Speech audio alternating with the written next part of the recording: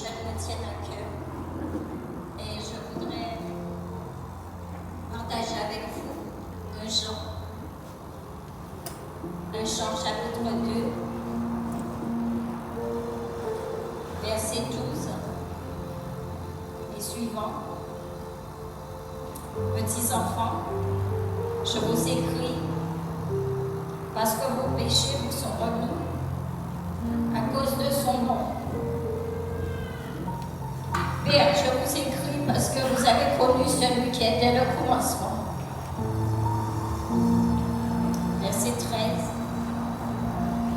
Jeunes, je vous écris parce que vous avez remporté la victoire sur le mauvais. Enfants, je vous écris parce que vous avez connu le Père. Père, je vous écris parce que vous avez connu celui qui était le commencement. Jeunes, je vous écris parce que vous êtes forts et que la parole d'Élohim demeure en vous et que vous avez remporté la victoire sur l'esprit du mauvais.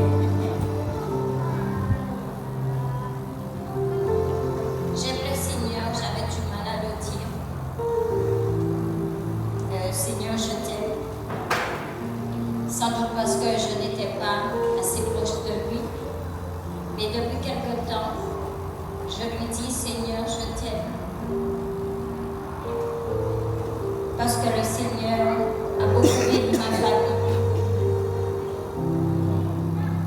Le Seigneur a beaucoup béni ma famille parce qu'il m'a appris à lui obéir. Il est passé d'abord par moi. Parce que le Seigneur nous change d'abord. Nous qui avons une relation avec lui, il nous change d'abord et après il change les autres. Lorsque les autres s'adressent à lui, ce n'est pas notre affaire.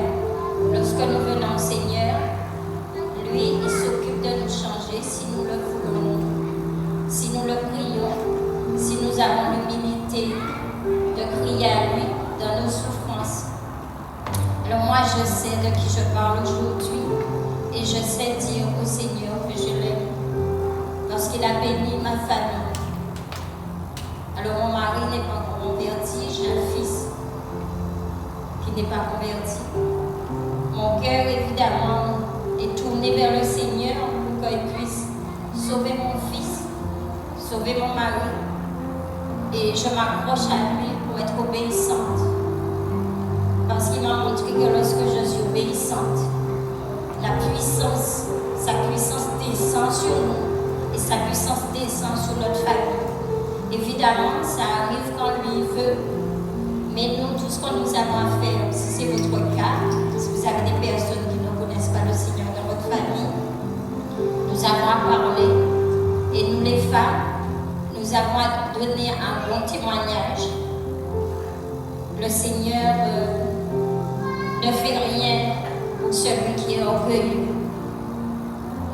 La Bible dit, le Seigneur résiste aux orgueilleux, mais il fait grâce aux saints. Donc si vous êtes orgueilleux, si nous sommes orgueilleux, ben nous demandons au Seigneur de nous faire grâce pour qu'il change nos cœurs. Tout est une affaire de changement de cœur. Le cœur change lorsqu'on est à genoux devant le Seigneur. On ne peut pas avoir des choses. Tout a un prix. Nous avons d'être obéissants. Alors, je remercie le Seigneur aussi parce que j'ai une fille qui l'a reçue et qui se bat pour plaire à son Seigneur. Et je voudrais particulièrement l'encourager parce que je vois cette difficulté parfois et c'est pour cela que je m'adresse aux jeunes. Parce que les jeunes sont attaqués de toutes sortes de façons. Lorsqu'elle est comme ça, et même si elle ne comprend pas parfois, moi je me mets à genoux et je prie pour elle. Je prie pour elle, comme je prie pour les jeunes. C'est ce que nous avons à faire. Nous n'avons pas de temps à perdre. Nous devons prier pour nos enfants, c'est important. Prier pour les jeunes que nous connaissons. Parce qu'ils sont attaqués de toutes sortes de façons. Tout le monde est attaqué dans le Seigneur de toute façon. Mais les jeunes, le Seigneur vous fait une promesse, il vous a fait une promesse. Il vous a dit que vous avez remporté la victoire sur l'ennemi. Donc il faut y croire, il faut avoir la foi.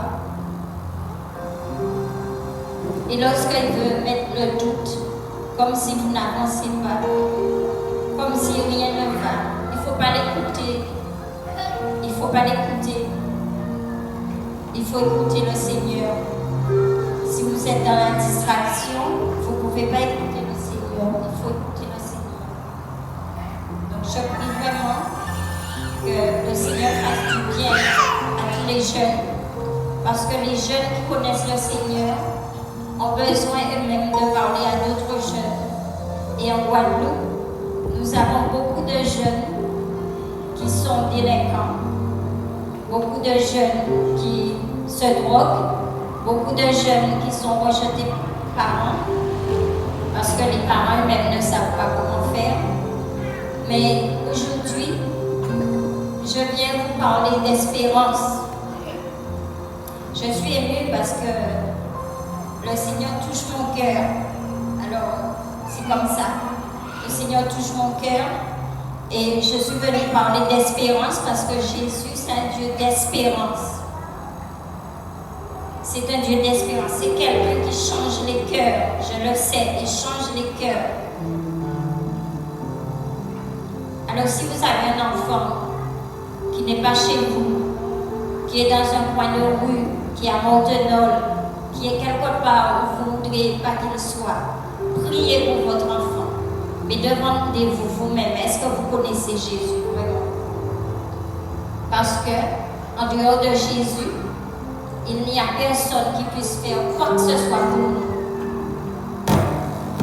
En dehors de Jésus, personne ne peut sauver nos enfants, notre femme, notre mari.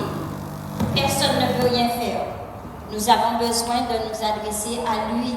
C'est lui seul qui change les cœurs. C'est lui seul qui sauve l'humanité. Et j'ai remarqué que dans la parole, Dieu parle beaucoup de l'épouse. L'Église qui est son épouse. Vous, moi, tous ceux qui ont reçu Jésus et qui persévèrent, eh bien, ils font partie de l'épouse du Seigneur. Et le Seigneur est allé nous préparer une place pour que nous soyons avec lui. Il faut croire en ces choses-là. Il faut que nous ayons l'espérance. Il ne faut pas juste dire bon. Il faut croire en ces choses-là parce que sans la foi, on ne peut rien faire. Et nous avons besoin d'être une église avec des jeunes qui soient forts, avec des mères qui soient forts, avec des pères qui soient forts, pour que nous puissions prier, lutter, évangéliser tous ces jeunes qui sont loin de Jésus. Parce que ça n'a jamais été de la volonté de Dieu que des jeunes soient à l'abandon, ni que des gens soient clochards, ni que des personnes n'aient rien à manger. Ça n'a jamais été de la volonté de Dieu. Et le Seigneur a toujours voulu d'un peuple. Il a toujours voulu, il y a eu le peuple hébreu, ensuite il y a nous, tout le monde, toutes les nations. Quand on a reçu Jésus, on devient le peuple de Dieu. Et le Seigneur, vous savez ce qu'il veut pour nous? Il veut qu'on soit obéissant parce qu'il veut qu'on soit son épouse et il veut travailler avec nous. Donc plus que jamais, il faut s'engager avec le Seigneur. Il n'y a pas de réveil dans un pays s'il n'y a pas de gens qui prient, s'il n'y a pas de gens obéissants, des gens qui cherchent à mettre la parole en pratique. Alors le Seigneur m'aide, il y a encore d'autres choses à changer, mais il m'a aidé dans mon couple. Il m'a aidé dans mon couple parce que je souffrais beaucoup. Et il m'a appris à ne pas être orgueilleux, à comprendre qu'il faut me taire, à comprendre qu'il faut aimer l'autre. Si le Seigneur n'est pas fort en vous, comment vous faites pour aimer les gens? Et si les gens ne voient pas que vous les aimez, ben ils ne vont pas vous écouter. Et la Bible dit que les maris peuvent être gagnés par le comportement de leur épouse. C'est une vérité aussi. Moi, je le n'est pas encore touché, mais je continue à prier. Et je vous remercie de continuer à prier pour les jeunes, vos enfants d'abord, et les jeunes qui sont partout, que le Seigneur puisse les aider, leur donner du courage.